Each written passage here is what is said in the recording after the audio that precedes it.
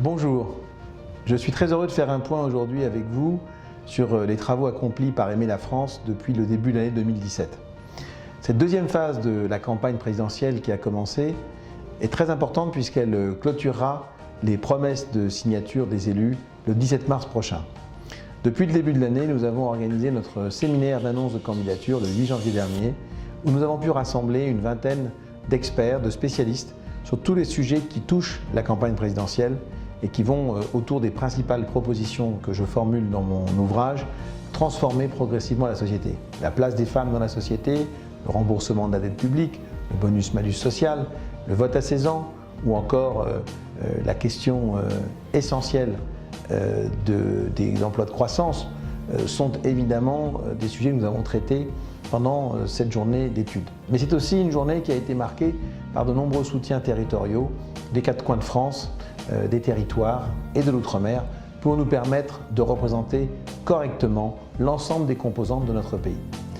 Dans cette début d'année, nous avons aussi engagé un gros travail sur les investitures et la labellisation de nos candidates et de nos candidats pour les élections législatives du mois de juin prochain.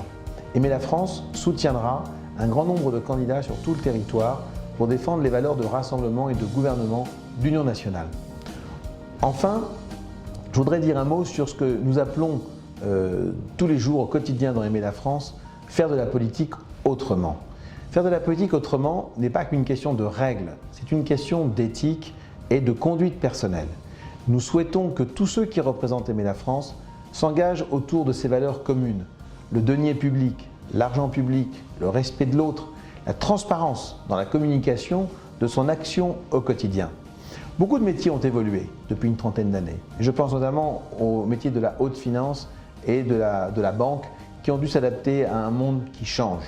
Nous devons aujourd'hui, avec notre action dans Aimer la France, être en première ligne pour proposer à ce qu'on appelle la classe politique, c'est-à-dire à ceux qui font de la politique leur action principale, et je dis bien leur action principale et pas leur métier, une autre façon de gouverner et de travailler ensemble. De cette façon, nous pourrons être en ligne avec ce que nous appelons finalement le service aux autres, être utile. C'est ça, transformer la France, c'est ça, aimer la France.